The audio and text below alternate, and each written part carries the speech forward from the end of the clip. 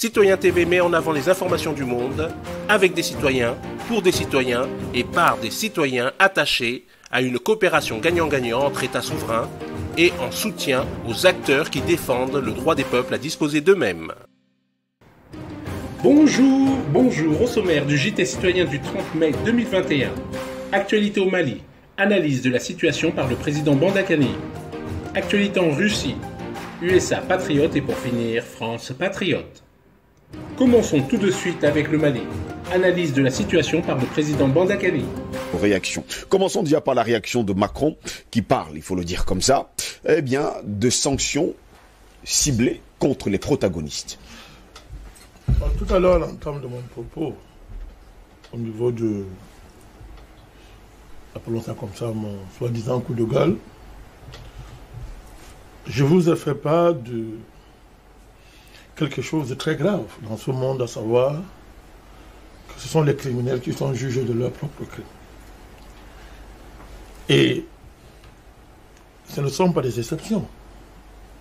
C'est la règle de fait des relations internationales.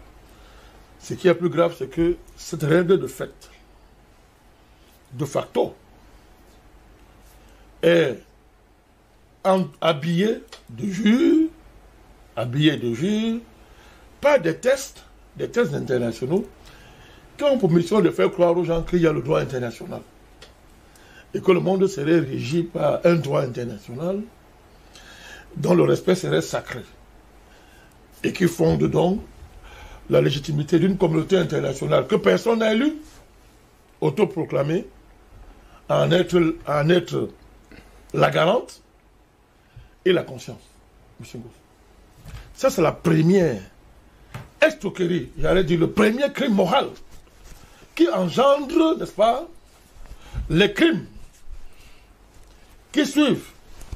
Et on est dans une succession ininterrompue de crimes qui ne s'arrêtent pas par les mêmes gens, la même clique, la même classe, mais qui met en avant une rotation d'individus à des postes de président. Mais les mêmes crises se répètent sans cesse et le monde ne fait rien. Oussabelek, Apôtre Fanga, Toisa. Et le monde, regarde, c'est dans ça qu'on vit. C'est dans ça qu'on est là. Les criminels qui jugent eux-mêmes leurs crimes. Et ils vous parlent tous les jours de droit. Ils exigent ailleurs, dans d'autres contextes, le respect du droit. Ils exigent ailleurs que la loi soit respectée. Mais eux, ils jugent toujours leurs crimes. Monsieur Ngos, quand on est fondé sur ce paradigme-là, on est en pleine sauvagerie. Il n'y a pas d'humanité. L'humanité va disparaître. Il va faire la place à tout ce qu'on voit. Des jupitériens, des gens qui détestent l'être humain et qui veulent le remplacer par l'homme augmenté. Il n'y a pas de hasard. C'est que dès le départ, le vice là, il est là, le problème il est là. Oui. Alors je vous l'ai dit. Alors, on est en plein là-dedans, là, quand on voit les deux séquences que vous avez montrées, on est en plein dedans.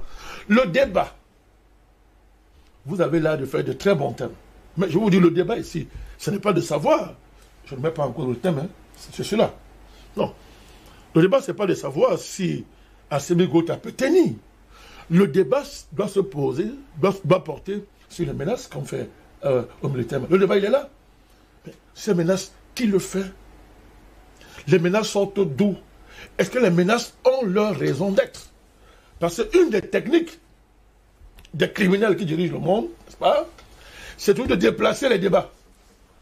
C'est-à-dire, on peut enlever une virgule sur une situation, ça change tout. C'est-à-dire, oui, là maintenant, on nous amène à faire quoi? Un débat, une fois de plus, je ne juste pas le débat. Allez-y, on vous comprend parfaitement.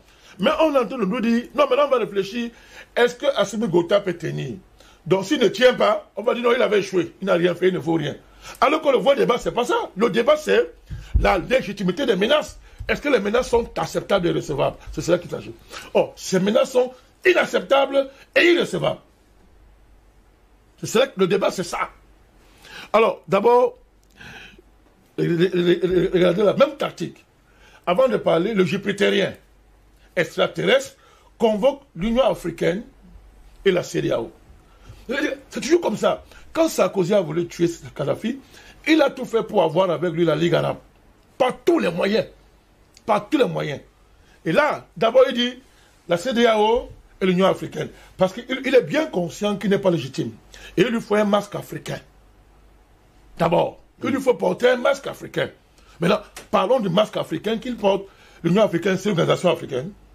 On est sérieux là? Non. Leurs salaires sont payés par qui? L'Union européenne. Vous voyez, regardez, c'est important ce qu'on a. Regardez bien ce qui se passe. Le jeu macabre, le crime. Et comment on scénarise le crime. Le Jupitérien, qui n'a rien à voir avec les êtres humains, il est bien conscient que s'il n'a pas un masque, ça va faire un problème.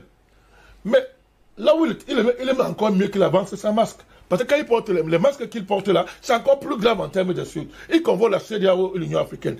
Est-ce que ce sont des organisations africaines, ça? Tout de suite, Russie. On continue avec Vladimir Poutine.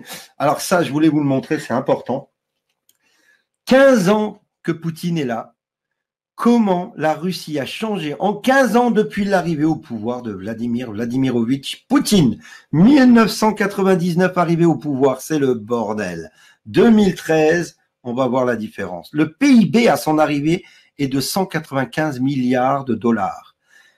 En 2013, il est à 2113 milliards de dollars. Vous avez vu la multiplication? C'est un truc de fou. Le PIB par personne était de 1320 dollars par personne.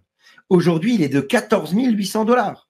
L'inflation était très élevée. Elle était à 36,5%. Aujourd'hui, elle n'est plus qu'à 6,5%. La réserve Forex était à 12 milliards 600. Aujourd'hui, elle est à 511 milliards.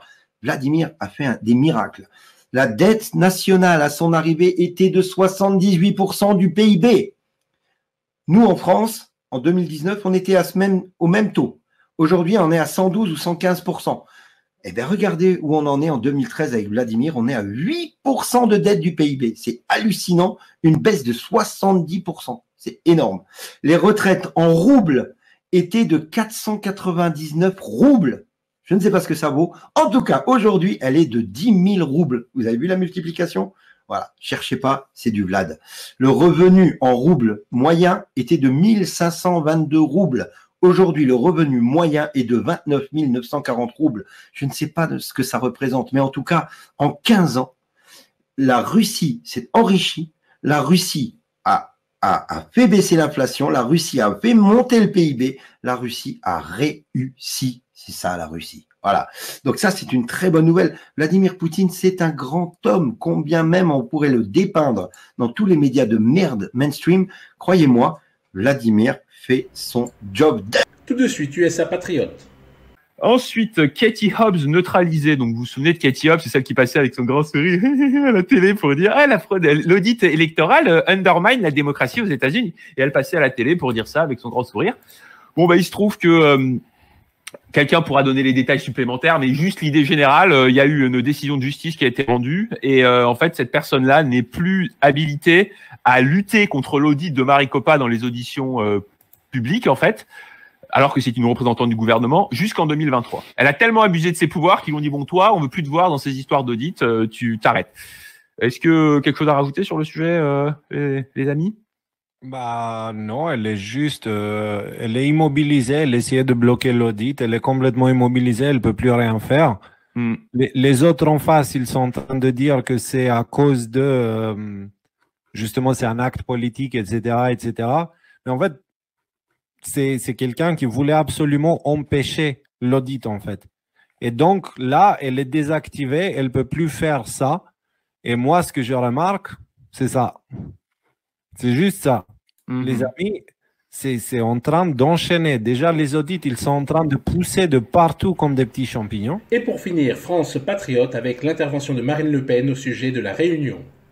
Mes chers compatriotes et amis de l'île de la Réunion, malgré la distance et les contraintes sanitaires de la Covid, vous avez, comme tous les Français ultramarins, une place privilégiée dans mon cœur. Aux élections européennes de 2019, en plaçant la liste du Rassemblement national menée par Jordan Bardella en tête dans les 24 communes de l'île, vous m'avez manifesté votre attachement, votre soutien et votre confiance.